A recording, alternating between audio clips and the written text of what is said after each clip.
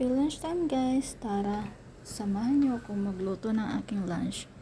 Yan, first, i-fry ko muna yung eggplant. Then, gisa na yung garlic at onion.